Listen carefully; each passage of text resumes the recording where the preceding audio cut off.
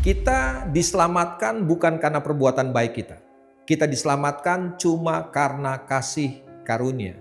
Dan kasih karunia yang Tuhan anugerahkan buat setiap kita bukan cuma sekedar menyelamatkan kita, tetapi kasih karunia itu juga memberikan kita kemampuan, memberikan kita kekuatan untuk menjalani kehidupan kita sebagai orang-orang percaya.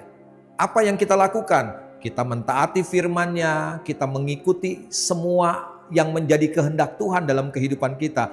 Tanpa kasih karunia, kita nggak mungkin bisa melakukan semuanya itu. Bahkan saya mau katakan bahwa kadangkala kasih karunia juga memampukan kita untuk kita mengerjakan hal-hal yang sebelumnya kita nggak mampu kerjakan.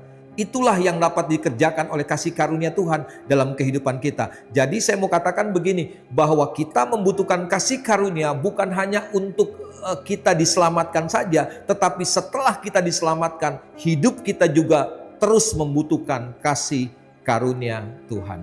Dan ini kabar baik yang saya mau katakan buat setiap kita, bahwa Tuhan ingin selalu mencurahkan kasih karunia-Nya buat setiap kita, sehingga kita mampu mengerjakan hal-hal yang sebelumnya kita nggak mampu kerjakan.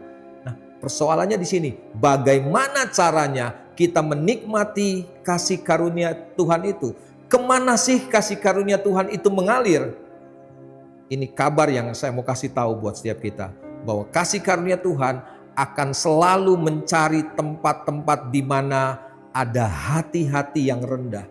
Di dalam kerendahan hatilah, di sana kasih karunia Tuhan akan mengalir dengan deras dalam kehidupan kita, sehingga kita bisa mampu mengerjakan hal-hal yang sebelumnya kita tidak mampu lakukan. Amsal pasal 16 ayat yang ke-18 katakan begini, kecongkakan mendahului kehancuran dan tinggi hati mendahului kejatuhan. Hari ini kita yang memilih, tetap ada dalam kecongkakan, dalam ketinggian hati, atau kita mau hidup dalam kerendahan hati.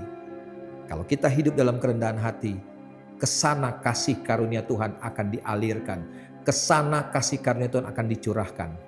Kalau kita menikmati kasih karunia Tuhan, kita akan mampu melakukan hal-hal yang sebelumnya kita tidak mampu lakukan. Tuhan Yesus memberkati.